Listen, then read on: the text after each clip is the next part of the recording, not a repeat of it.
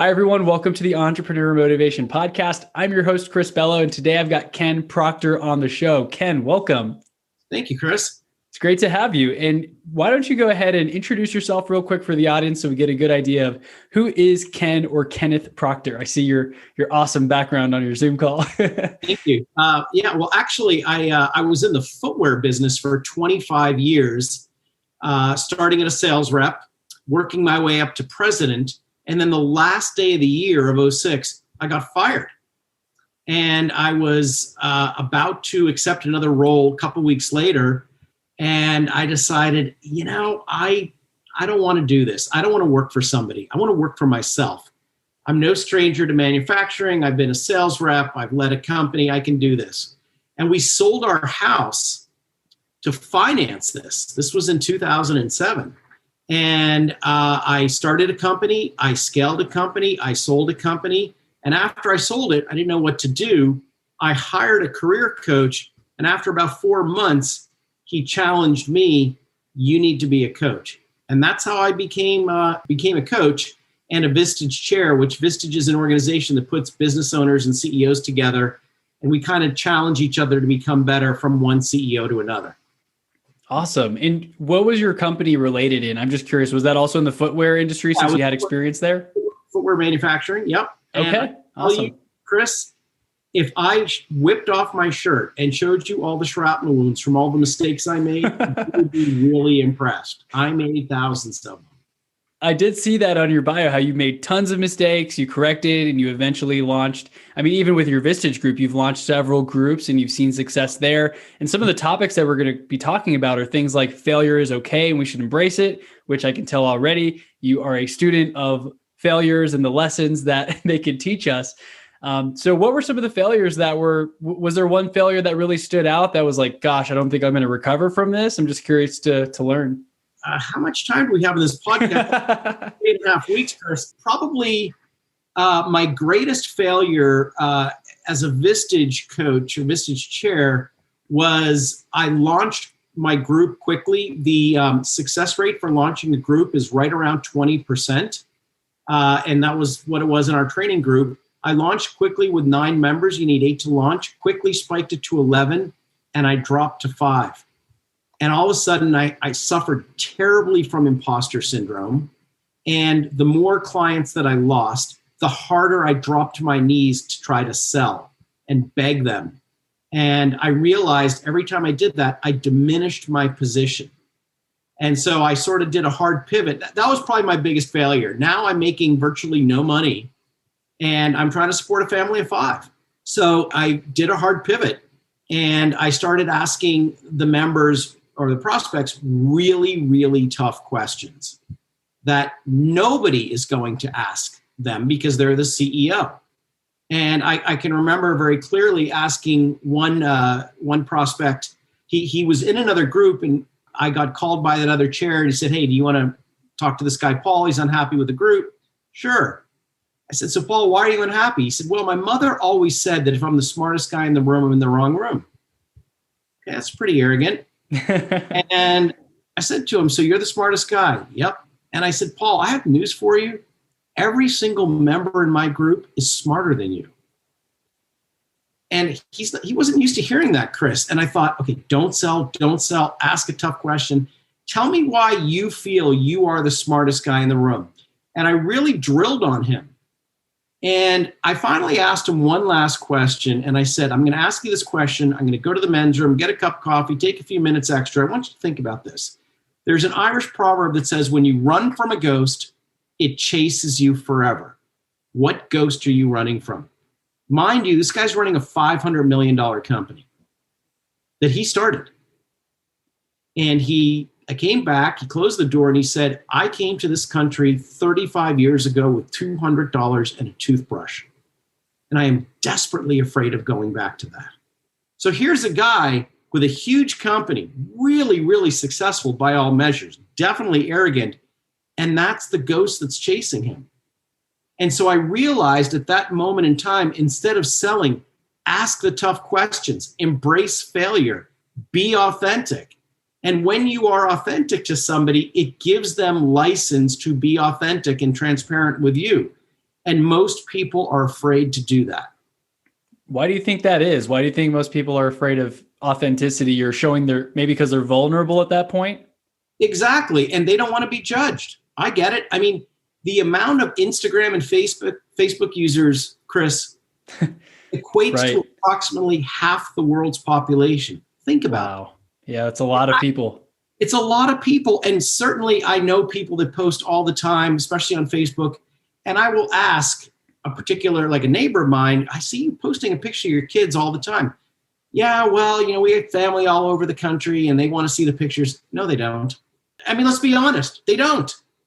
The reason why they don't is the reason why I'm posting is I want to show you, wow, look at this great life I'm living. Right. But I guarantee you post a picture of your kid, on the baseball team, you'll get 16 likes. You post a picture of that kid striking out, not making the baseball team, you'll get 600 likes. It's more relatable. People are afraid to post and be authentic. Right. That is so true. And I think that whenever you post the failures or at least the lessons or the losses, people really do love that to show their support, but also because they can feel like, I understand, I've been there. Because a lot of people, it's like a highlight reel, right? We like to show all the wins. Oh, look at this new house, new car, new job. You don't talk about the job you got fired from or the business that you started that failed. People don't tend to like to talk about those things. So whenever people do talk about those, it solicits more of a stronger response, I think. I follow a few people who are very vulnerable, and it's helped me open up to being authentic about everything. People appreciate that. I've not been on Facebook for years, but the very last picture I posted was me standing in front of the Hotel Peninsula in Hong Kong, which is a very famous hotel. And it's in front of their fleet of Rolls Royces, right? Look at me, I'm great. I get to stay here, right? Right. This is what that post didn't say. I had forgotten when I got out front of the hotel that I hadn't taken my medication for depression.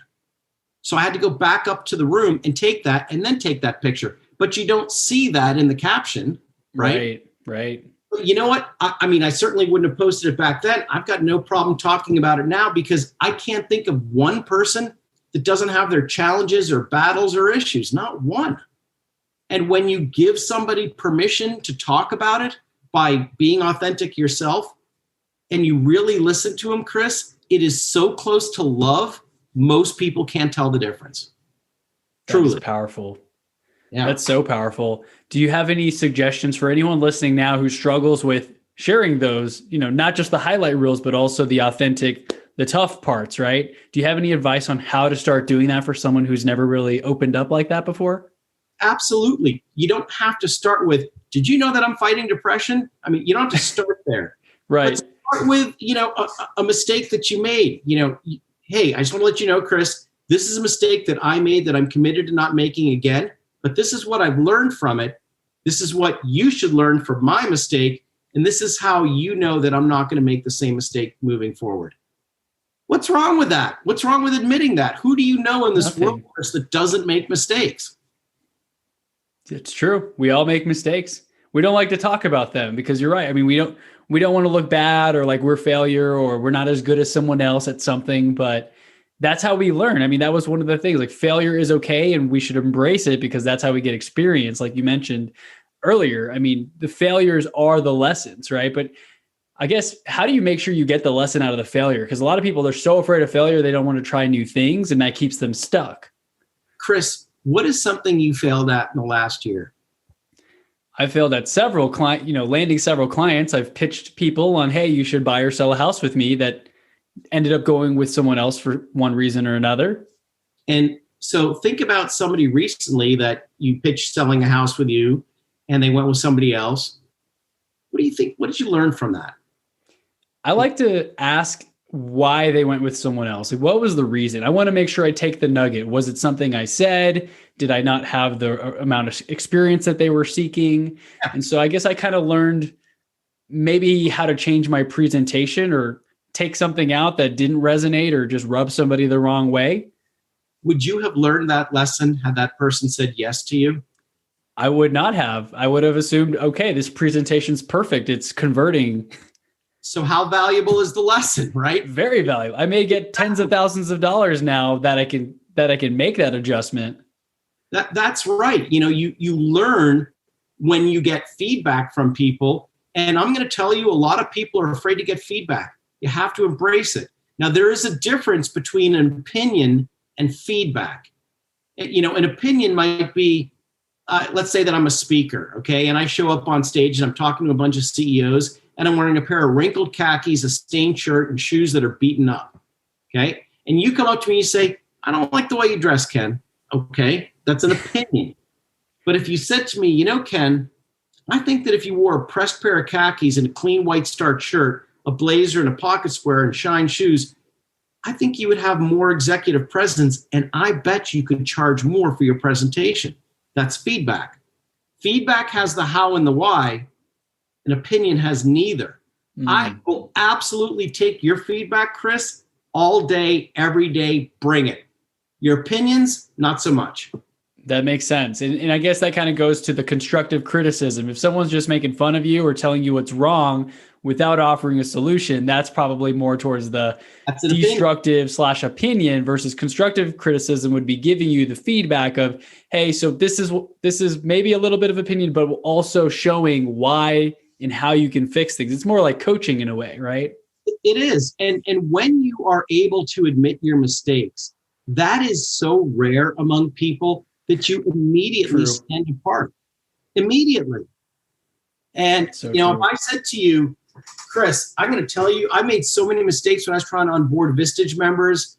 One in particular, I sold instead of asking tough questions, but I really learned the power of asking the difficult question. Are you going to think less of me now?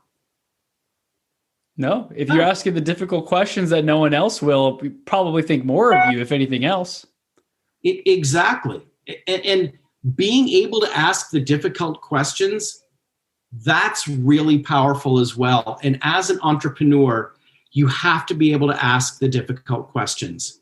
And it's uncomfortable, but growth only happens outside of the comfort zone. That's true.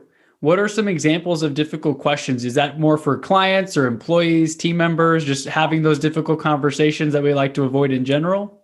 All of the above. So okay. I will tell you one that happened to me recently.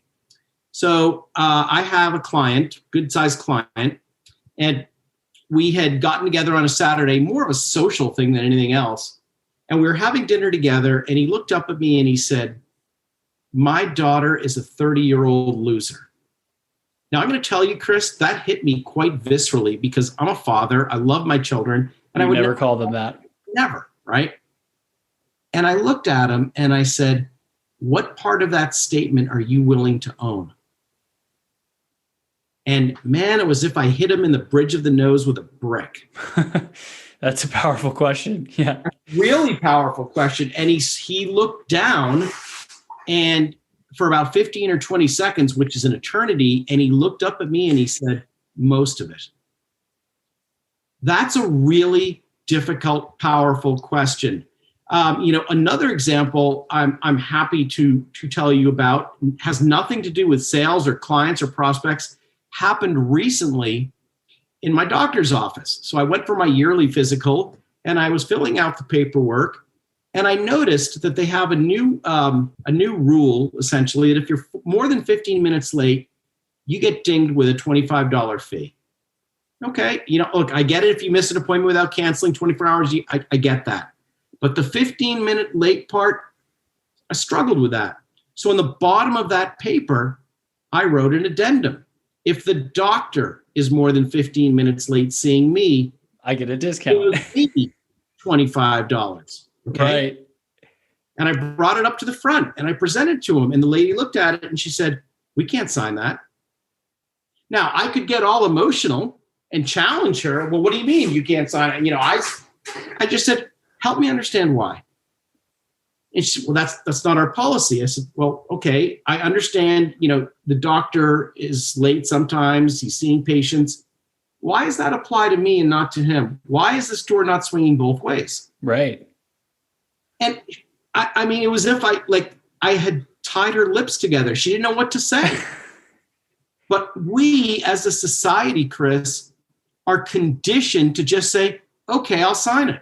No, I'm not disrespectful. I'm not argumentative, and I'm certainly not emotional, but I am going to ask the question, help me understand why you won't sign this when you're asking me to sign the same thing.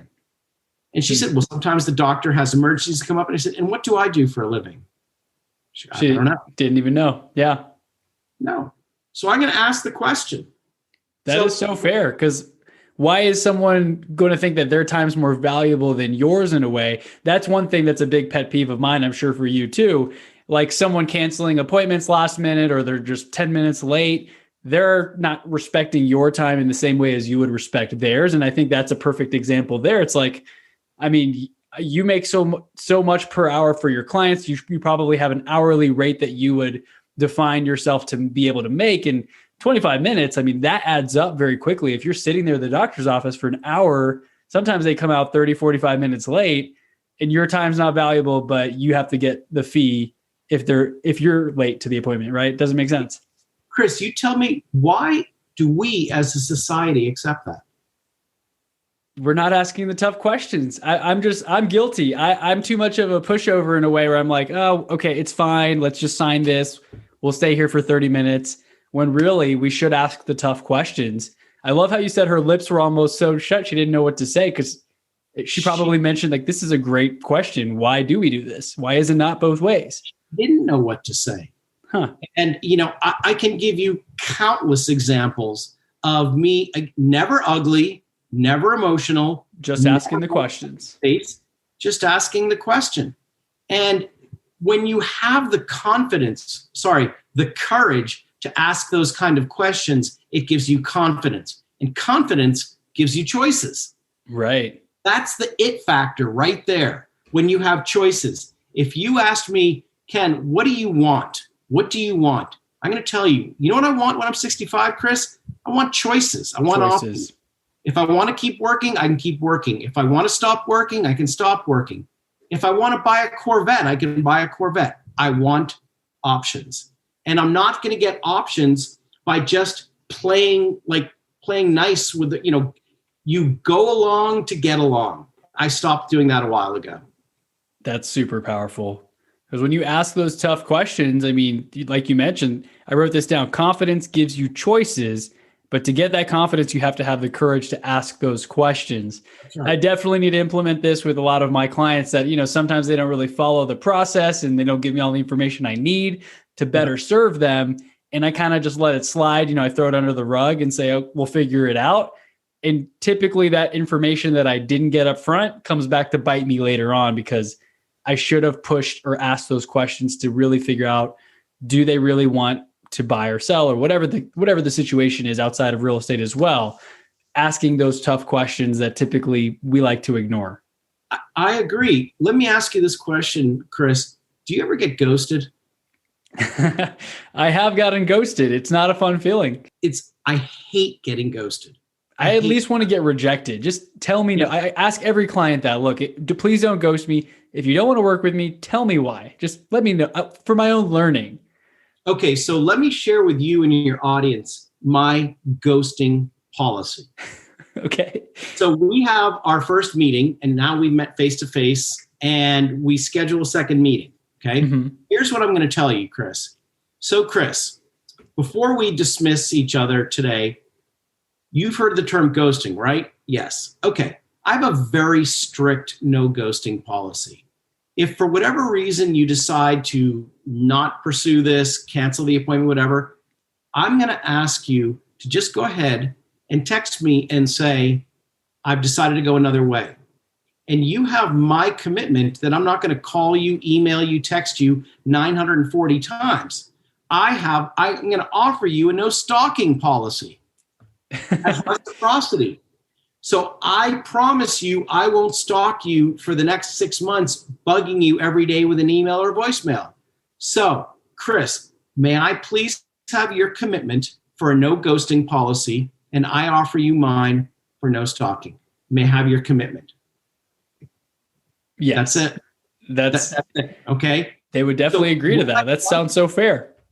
So what I've done is I've set the expectation. Right. Chris, I'm going to tell you something.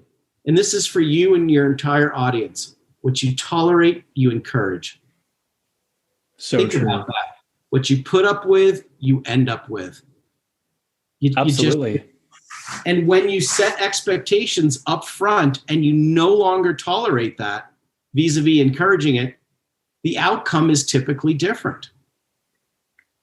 That's powerful. I'm curious. I have a pretty strong no ghosting policy too. I've had a few people that just reschedule the Calendly thing, sends an email, hey, this appointment's today. Do you want to reschedule it or cancel it?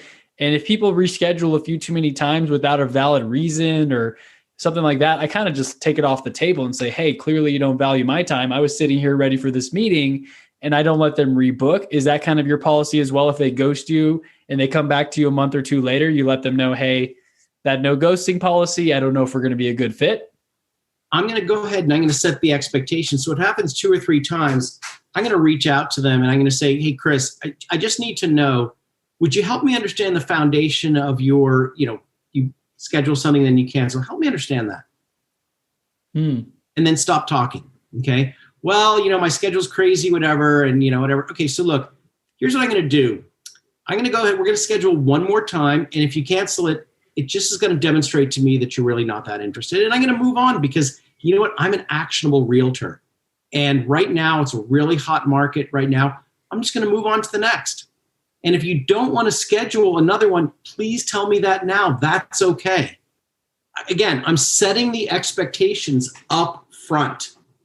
I'm not going to get ghosted. I'm not going to allow you to dictate because it's an opportunity cost for you, Chris. Absolutely. You could have seen somebody else. Right. That's so true. And our time is really our most limited resource and most precious resource. I'm starting to realize that more and more because these seconds that go by, you can't get that back. You can always create more money. You can always charge more in the future, but you can never get your time back. And so that's why for everyone listening, it's so important to respect other people's time and make sure you set the expectations so that they do the same for you. That's right. And I posted this on LinkedIn this morning. A colleague was telling me about, he was having lunch with another workmate and my colleague was talking to this guy and saying, so tell me about your career and, your girlfriend, your family, whatever. Answered a bunch of questions. And then he didn't ask my colleague questions about himself. And so my colleague just started talking, well, right now I just got promoted, whatever. And the guy takes out his cell phone and starts scrolling. Uh-oh. And I said to my colleague, what did you do? He said, really nothing. I would have just said, I'm sorry, excuse me. First of all, that's rude. And you're probably unaware that you're doing it, but you're just showing me that you're totally disengaged. Help me understand why. It's a mindset to be able to ask those kind of questions. Right. Not ugly, not aggressive, but I'm going to ask. What you tolerate, you encourage. I'm not tolerating it. That's great. Lots of great nuggets here. And I can think of a few clients where I'm like, I wish I could go back in time and ask some of these questions that I just slid under the rug. I mean, I had a few clients that, they didn't follow the rules. They didn't really value the time. If I had asked some of these tough questions and just asked, hey, do you realize you're doing this? Maybe that would save them from future awkward, conversations with anyone they interact with because they're just not aware that it's become a habit for them to scroll on the phone or take another call while you're talking to them, that kind of thing. Exactly, Chris. They're not aware. Right. That being said, you have got to set your expectations up front. And you know what? I'm going to respect you if you do that. Now, right. You're in sales, okay? And everybody that I've ever met in sales has a very high degree need to be liked. I get it. I totally get it. Chris, if you want a job where you're going to be liked all the time, please get a job selling ice cream. Everybody will like sell ice cream, right? Right. I would rather you be respected first, and hopefully liked comes from it, but respected first.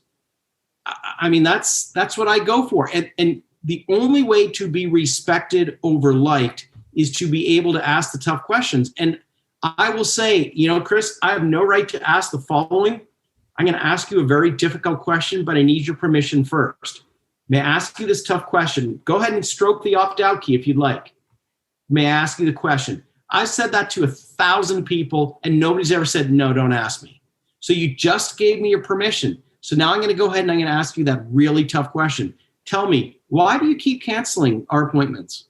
Help me understand that. That's what I'm going to come up with their excuses or justifications, or maybe they won't be able to say anything at all, like the lady at the doctor's office. Yeah, I just need you to be really respectful of my time as well. I'm going to ask for that. And you have my commitment that I will be respectful of yours. That's great. You're the sales guy. I can abuse this guy. And if you're allowing me to, you're tolerating it. No way. Absolutely.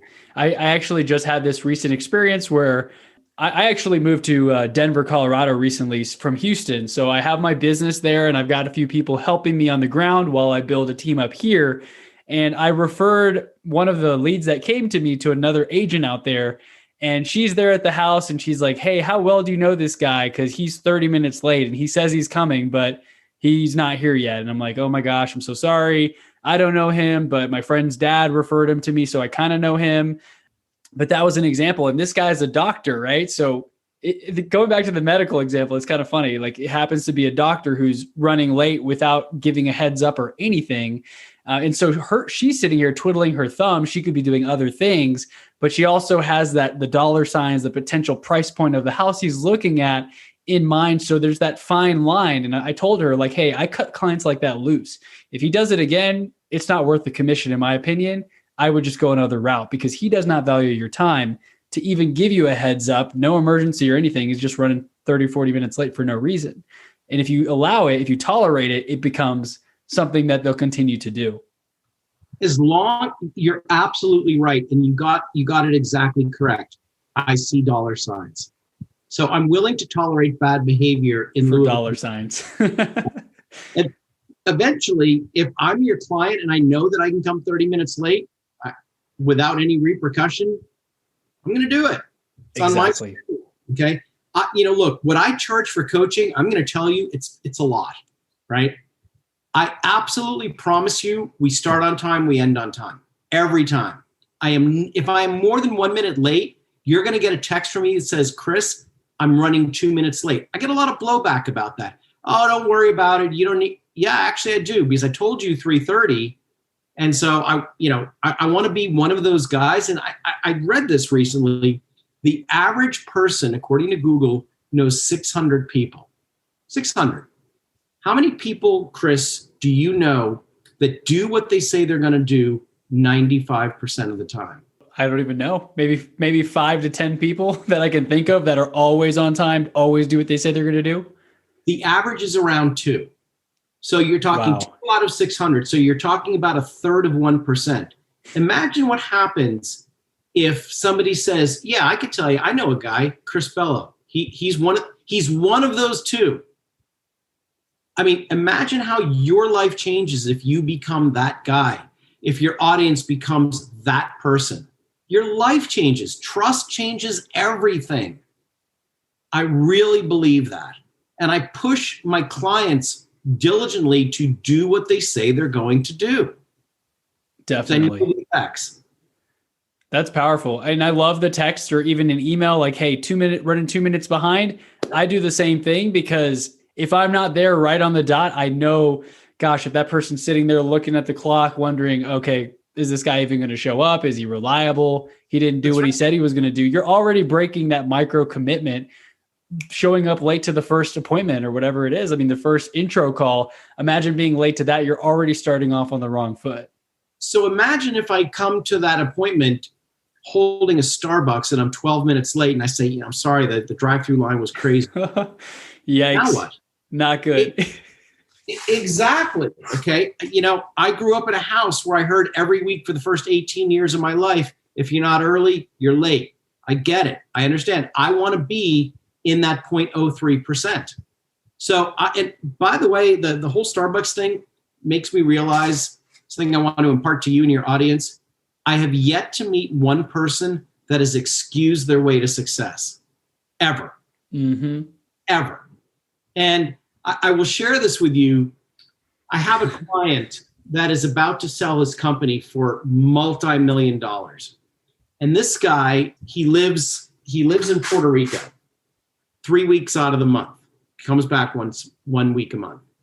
And I was invited to his villa last year, and I was sitting out on his deck looking at this magnificent pool. I mean, beautiful. This is a multi-million-dollar home.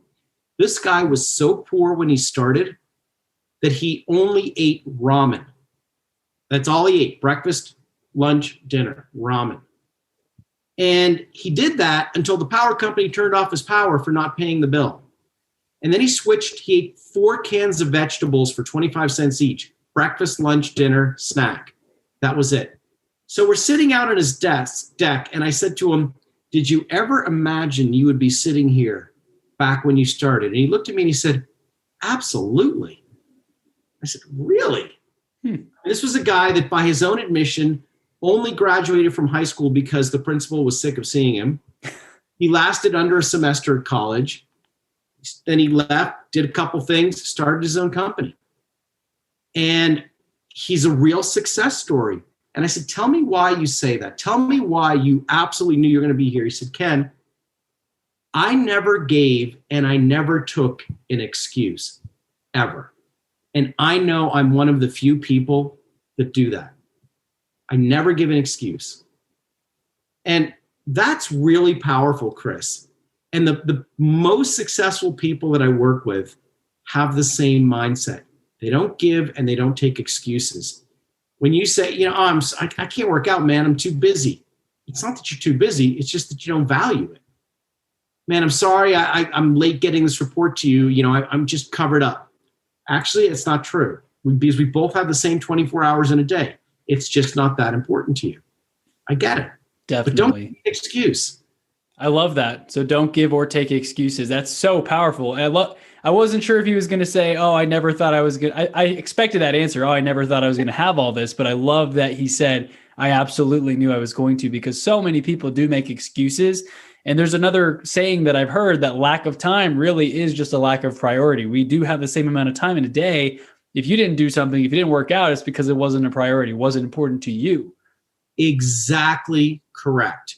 And look, tomorrow, here's what you and I have in common. We're one day closer to the finish line, the ultimate finish line, right? I'm going to tell you, I don't want to live my life giving excuses as to why I can't. I'm not doing it. I'm going to play all out, full out. I'm leaving it all in the field, all of it. I just won't do it. I won't give excuses. I won't take excuses. And I challenge people. And that's why I think I've been fairly successful in my profession, is because I do challenge people, and I get the need to be liked. I get it. And I certainly get that as a salesperson. But once I made that pivot, Chris, to being respected over liked, things changed. And a coaching client doesn't leave you because you're pushing them too hard. They leave you because you're not pushing them hard enough. So that's sort of how I realized I can do this and do the job well. I have no problem pushing people. I'm just laughing because the likability thing, I'm sure a lot of real estate agents do struggle with that. You want to be liked. I tend to be a people pleaser, right? So I can't think of a single enemy that I have. I always have a friend, or I can patch up. Someone called me yelling the other day who I had never spoken to, because she was part of the transaction. One of the sellers, brother and sister didn't get along. I had only talked to the brother. And the sister calls me upset about something. I had never spoken to her a day in my life. And I was able to diffuse the situation, get her to calm down, and everyone was happy. We closed the deal. But part of the struggle with that, like you mentioned, is you have to be respected over being liked if you had to pick one over the other. Because if you're liked by everyone, but you're not respected, that leads to you getting stepped on or taken advantage of, and people don't value your time. They show up late to appointments because you're allowing it. Oh, it's okay. It's okay. They're a referral. Let me let them slide this time and next time, right? So that is a huge takeaway for people like me who do focus a lot on the likability piece. On my website, Chris, it says, if you're looking for a friend, go ahead and buy a golden retriever. That's the best. It's true. That is awesome. It says it on my website, right? Because look, I'm going to support you and I'm going to stand by you, but I'm going to be the guy that tells you, yeah, you've got spinach in your teeth. You do. Okay. And again, whatever you or your audience does, if you just change your mindset, to be respected over, and I'll use your words, people pleaser. And what that means to me, Chris, is that you've got a hard time saying no. Definitely. And you know what? I'm just going to keep piling stuff on you and piling stuff on you. And that's a very common trait of people pleasers. They can't say no. And what ends up happening is that, you know what? You've got this dinner plate, and this dinner plate is full of 24 hours. And then something has to move off that dinner plate. And typically it's family, because you can't say no professionally. And I want to tell you and your audience, don't let that happen. I did. I absolutely did. When I was launching my company and I was working, I'll never forget, I was flying out to Las Vegas for a trade show. I was talking to this guy next to me, and he said, man, you own your own company. It must be great. You can work any hours you want. I'm like, yeah, any 17 all of hours them. a day I want, I can work. Yeah, that's about what it is, right? But I let this need to please and this inability to say no crowd out my family to my detriment. And had my wife not literally, metaphorically, punched me in the nose and said, heads up, buddy, you need to spend some time at home. She was right. She was right. And I was wrong. And by the way, another thing I want to impart to you, every apology needs 3 parts, Chris. I'm sorry. I was wrong. What do I need to do to make it right? You have to have all 3 parts. You can't say, hey, I'm sorry, but Chris did. Nope. That's an excuse. Yep. Nope. No way. I'm sorry. I was wrong. What do I need to do to make it right? That's it. That's an apology. I love that, because you're taking ownership. A lot of people, like you said, I'm sorry, but they go into the excuse of why something happened, how they push it off of them, right? It wasn't my fault. It was this person's fault. They showed up late. They did this, they did that, versus taking ownership and asking how you can correct it going forward. That's actually true ownership. That's an apology. That's somebody that, I accept culpability and I want to make it right. What do I need to do to make it right? And by the way, and I'm sorry if I'm sort of all over the place, but I'm trying to give you like my best takeaways. Before I go into a meeting, Chris, any meeting, here's what I'm going to say. So Chris and I have a meeting, and you say, Chris, we're meeting for an hour and a half. Your hard stop time is 4:30, right? Yes. Okay, got it. What is your desired takeaway from this meeting today? I'm going to ask that question. You did ask that before we hit record. Yeah. Like, what do you think your audience needs to hear on this episode? Exactly. And then the other thing I'm going to say is, and what would cause you, Chris, to say after we have this meeting, walk away and say, man, that was a great hour spent. What is that? Tell me. Okay. Then I'm going to shut my mouth. And whatever you tell me, what your desired takeaway is, and what would cause you to say, yeah, that was an hour well spent. What do you think I'm going to be speaking about? About those items. You want to make sure you deliver. Exactly. I'm not going to waste your time talking about things that you don't want to talk about or you don't find interesting. Yes. That's the power of an agenda as well. I always kind of go back to the teachings of the 4-hour work week from Tim Ferriss. I like how he always says he turns down a lot of meetings, of course, but the meetings he does go to, he makes sure to get an agenda, because half the time people just want to meet and they don't know what they're covering, and they leave the meeting not knowing what was learned or if there was any value, versus having that discussion up front. What do you want to take out of this? What would you call a win? And that way you know what to deliver on, instead of us both kind of leaving being like, okay, we spent an hour together, but what did we really accomplish? That's exactly right. My son, who works for Johnson & Johnson, has sort of an anecdote that he says, no agenda, no attenda. I'm writing that down. That's awesome. He's not attending meetings with no agenda. No agenda, no attenda. That's it. No agenda, no attenda.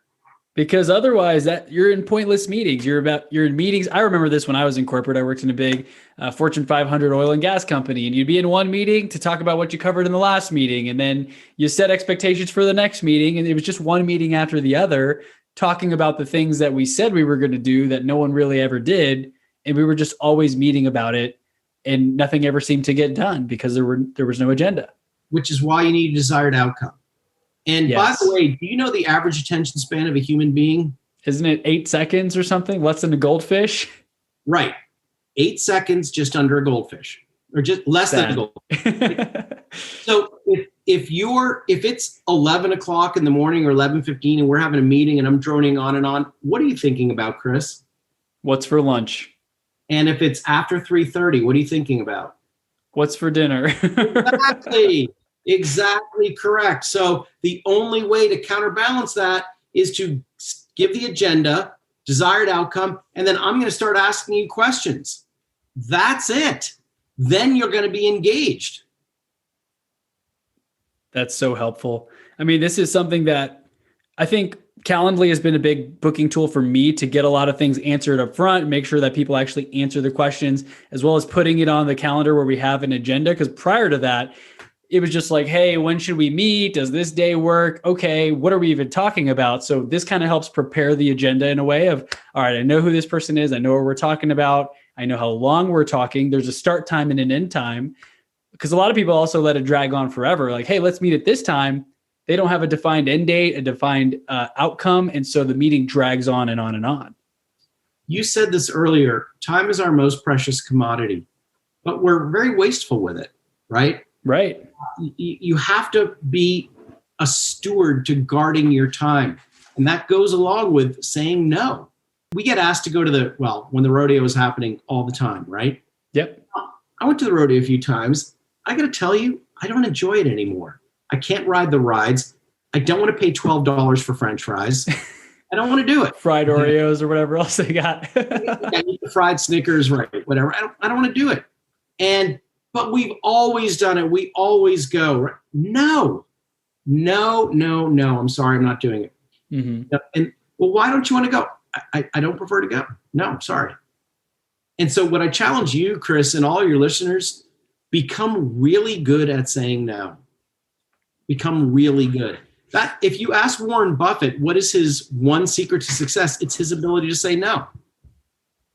Have you read the book Essentialism? Of course. That helped me so much. For everyone listening, I think I've spoken about it on a few podcasts before, but I got so good at saying no. Basically, everything that comes to me, I have a filter and I'm like, does this align with my current goals? I look at my whiteboard. If no, usually it's a no, or come back, come talk to me in a few months. Let's see if my schedule opens up. And typically it won't really come back to you unless it's super urgent or that person really wants to get you on part of that project or whatever, in which case you can reevaluate and say, okay, I accomplished these key tasks. I do have the capacity. I'm open to doing that. Because as a people pleaser, saying no is the hardest thing. But after reading that book, I'm able to say no to probably 90%, 95% of the things that come my way. That'll keep you in motion and that'll keep you successful, Chris. The other thing I would share with you is that put one way, are you an energy supplier or an energy drainer? Okay. I said this recently in LinkedIn. Do you grumble because roses have thorns, or are you grateful that thorns have roses? It's a half empty full, right? Nobody wants to be around you if you're constantly grumbling about the thorns. Nobody. Right. Trust me. And you have to ask yourself this question. Do I grumble more about the thorns, or do I focus on the roses? It's all about perspective, what you focus on. Exactly. What you think about, you become. I'm not a fan of the rain. And I kind of felt myself, yesterday was raining here in Denver, and I was like, it's raining. I don't feel like going to the gym. Like, it's kind of cold. I'm going to get wet. I don't want to have to carry an umbrella. But I also shifted my perspective there. And I thought, it's so beautiful. I went on a hike this weekend and everything was green and there's flowers everywhere. Yeah. And that wouldn't be the case if there was no rain. And so I had that little moment where I almost felt negative, but I shifted it and I was like, okay, sure, it's cold and I might get a little wet and my shoes, my tennis shoes are going to be soaked, but let's look at it from the bright side, the glass half full. That's the roses, right? I love that. Hey, I'm going to ask you this question to share with your audience. Have you ever walked out of, after, oh man, I don't want to work out today. Have you ever come out of the gym after workout and said, man, I wish I hadn't done that? No. No, you feel great. You feel great, right? It's kind of like, have you ever been to a meeting and said, man, that meeting wasn't long enough? No. It's the same thing with a workout. You're never going to regret going for a run or going to work out. I get it. It's early, it's cold, it's raining, whatever. I get it. But remember, nobody's ever excused their way to success that I've ever met. That's a very powerful quote. I really, really love that you said that earlier.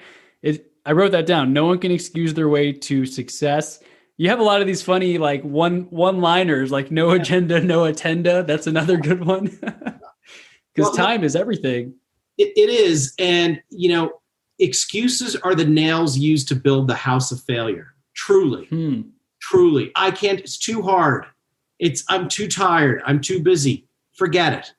Not interested. It depends what you want. I have goals. I told you, my goals at age 65 is to have options. And every night before I go to bed, I ask myself, similar to you, Chris, did my actions today align with my goals for when I retire? If they did, sleep well. If they did not, tomorrow's a new day.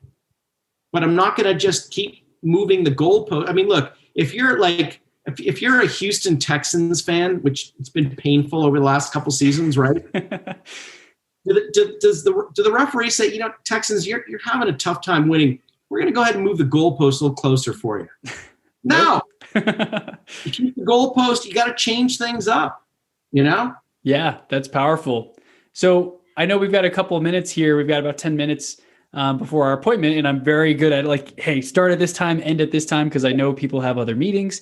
How would you encourage others to stop coming up with excuses? Maybe someone in the audience who always thinks of that excuse, they always have something at the tip of their tongue. How can we start to exercise those no excuse muscles in a way where we take ownership and we own up to things that actually were our fault? Do you have any advice on how someone can start if they struggle with coming up with excuses constantly? I do. Ask yourself this question: how is making an excuse serving you? That's sort of my default. That's it. How is this serving me? And by the way, the person you're offering the excuse to, Chris, they don't care. It just pisses them off. It really does. But I want to, in the few minutes that I have left, I want to tell you a short story that really basically sums up who I am as a person and how I teach and how I coach. Sure. And it has to do with the single toughest interview question that I've ever been asked, ever.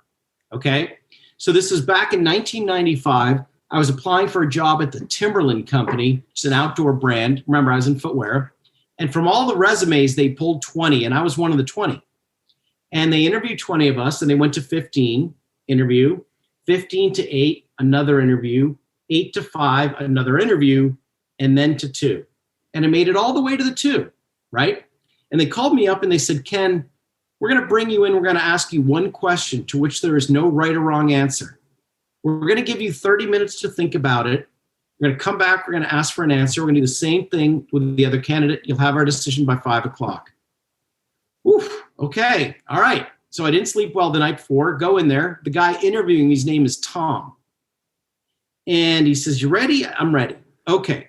Ken, you are trying to get a job at this company that sells pencils. And the guy interviewing you says, Ken, I'm going to drop you off this account downtown. Now, we've been trying to sell this guy pencils for 19 years. And for 19 years, he's been buying pencils from his brother-in-law. Now, our pencils are the same price, the same quality, the same eraser, the same color, shipping. Everything is exactly the same. If you can get an order from this guy, I'm going to give you a job. But you need to know something. It's his last day today. He's retiring tomorrow. So it's a one-shot deal. How do you get the order? And with that, Tom got up, walked out, and said, I'll see you in 30 minutes. You want to take a stab at that one, Chris? Give it to him for free? I have no idea. It's a tough question. That is tough. Because I've negated competitive advantages, right? There's none, yeah. There's none. He's got the brother-in-law. That's somewhat of a familial tie there. Yep. It's his last day. Last day, right? That's tough. Really, really tough question. And I absolutely crapped my diaper when he told me the answer. That. Oh, you didn't know what to say. I didn't know what to say. I thought, okay, all right, wait. What did I learn in college? Nothing. That was over in 9 seconds. So now I have 29 minutes and 51 seconds left. And I'm sweating, and I'm like, gosh, I mean, no relationship opportunity, no product differentiation. So Tom comes back and he says, do you have an answer? I do. So I just want to confirm. Everything's the same. Price, quality, shipping. Everything's the same. Guy's definitely leaving today. And like his replacement's not starting today, right? No, replacement's not starting today. Then I would say to the guy, look, I am trying to get a job with this pencil company. Now, the guy interviewing me told me that if I can get an order from you, he's going to give me a job. He told me you're buying pencils from your brother-in-law. He told me that there's no difference between his pencils and our company's pencils. And he told me that you're retiring tomorrow, but he never quantified it. So if you can see your way clear to giving me an order for 5 pencils, you can retire tomorrow with the satisfaction of knowing that as you finish your career, you helped a young man start his. And Tom leaned back in his chair and he said, that's the best answer I ever heard. And I worked at Timberland for 7 years.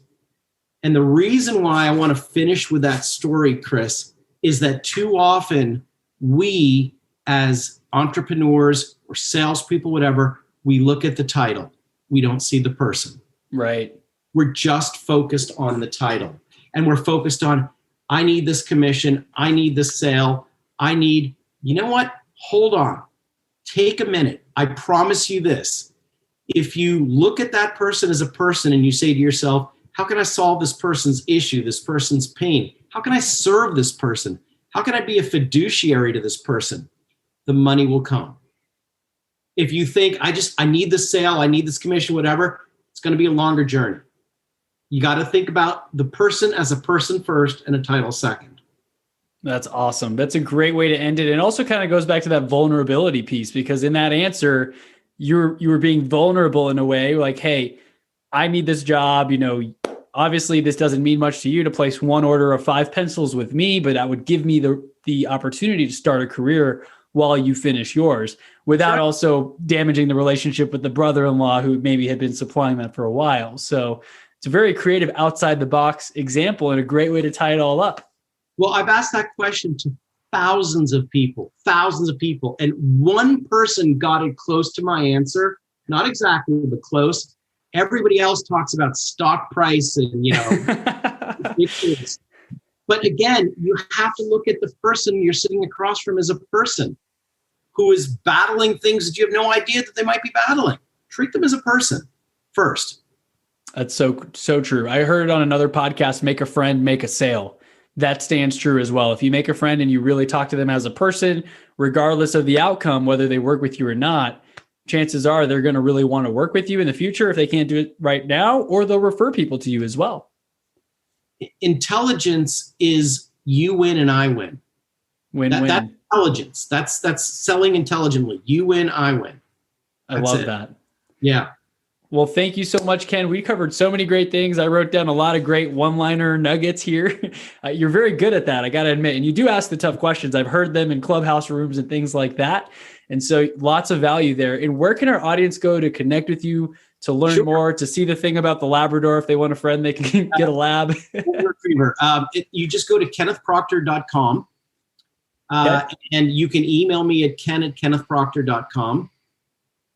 And also one thing, Chris, I do run a course called The Art of the Question, how to ask really difficult questions. I always sell out. I keep it to 12 maximum. And I just sold out my May version. It's for 6 months, but there's information on the website for that as well. Okay, perfect. So that's available on the kennethproctor.com website as well? Correct. Perfect. I will link all of that up in the show notes. And thank you once again, Ken. I will let you know as soon as this goes live, and I'll share it on all the platforms. And I appreciate your time. Thanks, Chris. Great job. I appreciate it. Thank you. Hey, everyone. Chris Bello here. Just wanted to thank you real quick for listening to the show, whether you're listening on podcast or YouTube or wherever it is that you may be listening. I wanted to make that quick offer about real estate help. I am in the real estate business. That is my main business, and how I make all my income and my living by helping others buy, sell, rent, or invest in real estate across the nation. If you have any questions at all, go to chrisbello.com/real estate. Again, that is chrisbello.com/real estate. I'd love to see if I can help you out in my markets. And maybe if you're in a market outside of the ones that I'm focusing on right now, I'd love to connect you with a real estate professional who can help fulfill whatever needs or services that you are requiring. So again, go to chrisbello.com/real estate. A great thing is when I connect you with a vetted professional, if I'm not able to help you myself, is whenever a transaction closes, I'm actually able to get a referral commission. So that can be a great way of thanking me for my content. It helps to support the show, and it helps me to continue to spend time bringing on amazing guests, doing these great interviews, spending a lot of time on creating content, and making sure that I can bring you the very best information that you need to grow professionally, emotionally, intelligently, and in every single area. We're all working on getting better at everything. And so my focus and expertise is in real estate. I'd love to be the one to help you again. If you're not interested in that, no worries at all. Please continue to listen to the show. Make sure you leave a review. It helps so much in getting new followers and sharing the message. And thank you once again for being a listener. I'll catch you on the next episode.